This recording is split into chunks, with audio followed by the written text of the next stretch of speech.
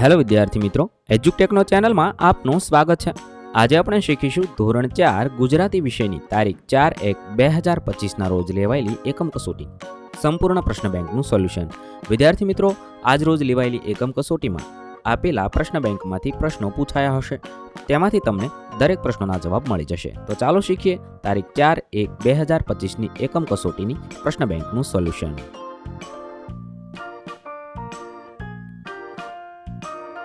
ધોરણ 4માં ગુજરાતીની એકમ કસોટીમાં એકમ નંબર 6 અને 7ના પ્રશ્નોનો સમાવેશ કરવામાં આવ્યો છે।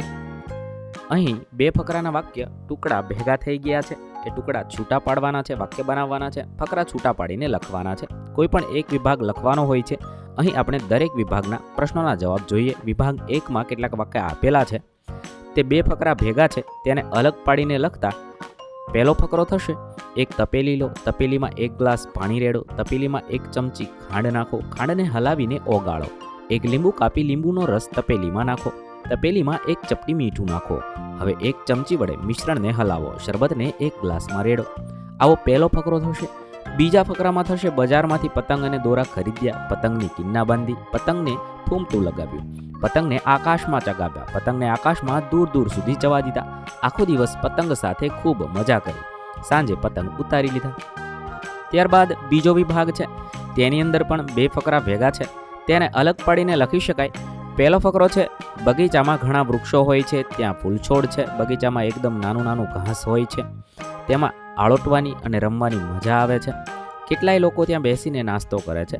બીજું છે: પતંગો માખીમાર ફૂલનું પંખી છે, તે ઉડતા ઉડતા પણ માખી જેવા જંતુઓ ખાય છે। તમને થશે પતંગો નામ કેમ? પાંદડા જેવા રંગવાળો છે એટલે પતંગો, પતંગાના પગ પાતળા અને નાના હોય છે।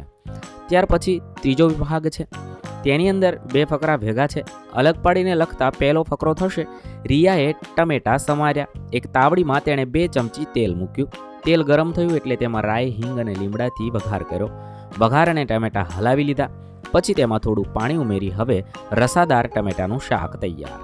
બીજો ફકરો થશે: જયાના ઘરમાં તડકો આવી ગયો, તે એટલો બધો હતો કે સાવરણીથી કઢાય તેમ નહોતો, તેને કાઢવા તેમણે લાયબંબાવાળાને બોલાવ્યો, લાયબંબાવાળા તો તડકો જોતા જ ભાગી છૂટ્યા, જયાની મમ્મીએ બારી પર પડદો લગાવી દીધો, એમ કરતા તડકો જતો રહ્યો। ત્યારબાદ પ્રશ્ન નંબર 2, આપેલા ફકરામાંથી કોઈ પણ એક ફકરો પસંદ કરી તેના આધારે પ્રશ્નોના જવાબ લખવાના છે। પહેલો ફકરો આપેલો છે, તે વાંચવાનો છે, સમજવાનો છે, તેના આધારે પ્રશ્નોના જવાબ લખીએ। સવાલ નંબર 1, દીવાને શા માટે અભિમાન થયું? સાચો જવાબ થશે સી, દીવાએ આખા ઘરમાં પ્રકાશ ફેલાવી દીધો માટે તેને અભિમાન થયું। 2, વાર્તાને આધારે નીચેનામાંથી કયું વાક્ય સાચું છે? સાચું વાક્ય થશે: દીવાનું અભિમાન પવને ઉતાર્યું। 3, દીવો શાથી લજવાયો? જવાબ થશે: પવનને કારણે દીવો હોલવાયો અને અંધકાર છવાયો, તેથી દીવો લજવાયો હશે। 4, દીવાથી સૂર્ય કઈ રીતે અલગ પડે છે? જવાબ થશે: પવનની અસર થાય છે। 5, વાર્તામાં કયો મધ્યમવર્તી વિચાર રજૂ થયો છે? જવાબ થશે: મર્યાદિત ક્ષમતાનું અભિમાન કરવું નહીં। ત્યારબાદ બીજો ફકરો આપેલો છે, શાળા વિશે છે, તે ફકરો વાંચવાનો છે, સમજવાનો છે અને તેના આધારે આ ટાઈમ ટેબલ પણ આપેલું છે, તેમાંથી આપણે પ્રશ્નોના જવાબ લખવાના છે। 1, રમતગમતની તક કયા ધોરણના બાળકોને મળશે? જવાબ થશે ધોરણ 6ના બાળકોને, ટાઈમ ટેબલના આધારે જવાબ લખવાના છે। 2, કઈ બાબતનો લાભ માત્ર ધોરણ 8ના બાળકોને મળશે?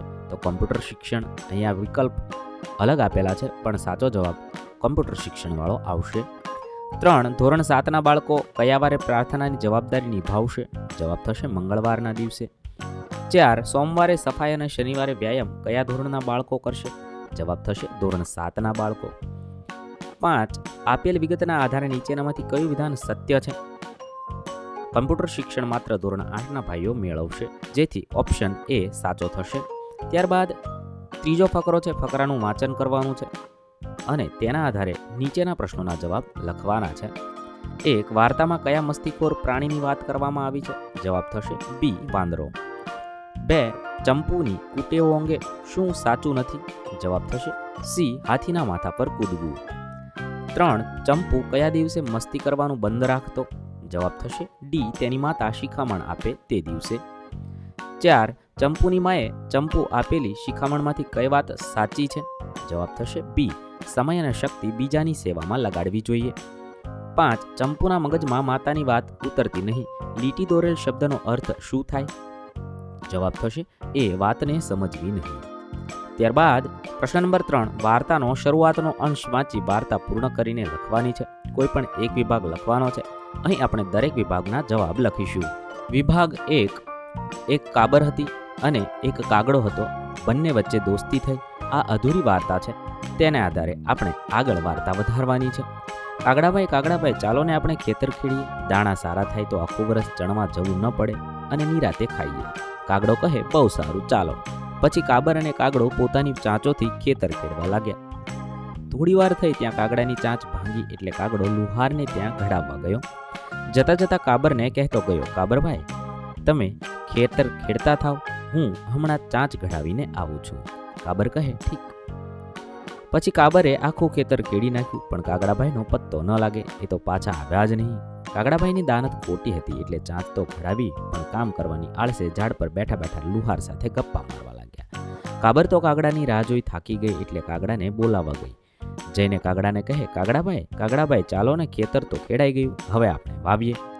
કાગડો કહે ઠાગા ઠૈયા કરું છું, ચાંચુડી ઘડાવું છું, જાઓ કાબરબેન, કાલ સવારે આવું છું.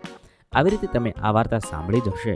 આ તમારે આગળ વધારી અને વાર્તા આ રીતે લખવાની છે. તમે તમારી જાતે તમારે જે લખવું હોય તે વાર્તામાં લખી શકો છો.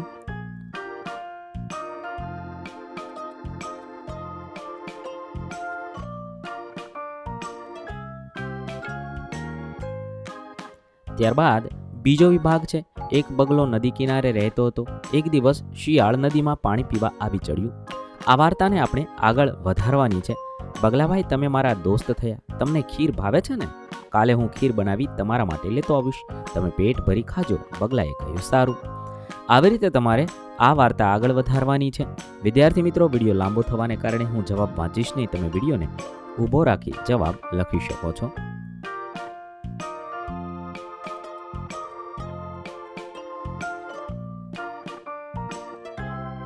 ત્યારબાદ ત્રીજો વિભાગ છે. એમાં ત્રીજી વાર્તા છે.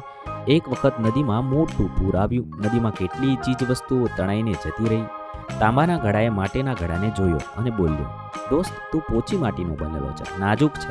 તારી ઈચ્છા હોય તો મારી પાસે આવ, તને કાંઈ નુકસાન થવાનું હશે તો હું તને બચાવી લઈશ. આવી રીતે તમારે આ વાર્તાને આગળ વધારવાની છે. મેં અહીંયા જે રીતે વાર્તા લખી છે એ જ રીતે વાર્તા લખવી જરૂરી નથી. તમે તમને મનગમતી વાર્તા લખી શકો છો. ત્યારબાદ પ્રશ્ન નંબર 4. ઉદાહરણ મુજબ કોષ્ટક પૂર્ણ કરવાનું છે. ઉદાહરણ આપેલું છે. પહેલામાં જમ્યો, અત્યારે જમે છે, પછી જમશે. આ રીતે વાક્ય છે આપેલા હોય તેની અંદર બાકી રહેલા વાક્ય લખવાના છે. અત્યારે, પહેલા અને પછી એ મુજબ લખવાનું છે. રમેશે ચોપડી વાંચી. અત્યારે તો રમેશ ચોપડી વાંચે છે, પછી તો રમેશ ચોપડી વાંચશે. પહેલા રાજને લાડુ ખાધો, અત્યારે ખાય છે અને પછી રાજન લાડુ ખાશે. ત્યારબાદ નિખિલ લખોટી ગણે છે, તો પહેલા નિખિલે લખોટી ગણે છે અને નિખિલ લખોટી ગણશે. ત્યારબાદ બીજો વિભાગ છે. એની અંદર પણ અધૂરા વાક્ય લખવાના છે. કવિતાએ રોટલી વણી. કવિતા રોટલી વણે છે અને વણશે. સૌમ્યા ગીત ગાય છે, ગીત ગાયું અને ગીત ગાશે. નીરજા મોટેથી હસે છે અને હસશે. ત્યારબાદ ત્રીજો વિભાગ. તેની અંદર લખે છે એમ આપેલું છે. પહેલા થશે કવિતા લખે છે અને લખશે. ત્યારબાદ કૌશિક ઝડપથી દોડે છે અને દોડશે. રૂહીએ શરબત પીધું, પીવે છે અને પીશે. આ રીતે તમે લખી શકો છો. ત્યારબાદ પ્રશ્ન નંબર 5. ઉદાહરણ મુજબ શબ્દનો અર્થ આપી તે શબ્દ પરથી એક વાક્ય બનાવીને લખવાનું છે. ઉદાહરણ આપ્યું છે આજીજી વિનંતી. વાક્ય બનાવ્યું છે પોતાનો રોગ મટાડવા ડોક્ટરને આજીજી કરવા લાગ્યો. આવી રીતે આપણે અર્થ લખી અને વાક્ય બનાવવાનું છે. 1. અવનવું. અર્થ થશે નવી જાતનું. વાક્ય બનાવી શકાય ગમે ત્યારે અવનવું. સ્વાદ માણવા માટે હું નવી વાનગી બનાવું છું. 2. વર્તાવું. તો વ્યવહાર કરવો. વાક્ય થશે અહીં મને શાંતિથી અને સહજ રીતે જીવન વર્તાવું છે. 3. ભભૂત. અર્થ થશે રાખ. શિવજીની મૂર્તિ પર ભભૂત લગાવવામાં આવે છે. 4. આટો. તો લોટ. અર્થ થશે સાધુ ઘરે જઈને આટો લાવે છે. 5. વૈરાગી. તો સાધુ. અર્થ થશે અમારા ઘરે વૈરાગી આવ્યા હતા. 6. સરપાવ. તો ઇનામ. વાક્ય થશે પહેલો નંબર આવવાના કારણે મને સરપાવ મળ્યું. 7. તરંગ. તો લહેર. દરિયા પર નાની નાની તરંગો વધી રહી છે.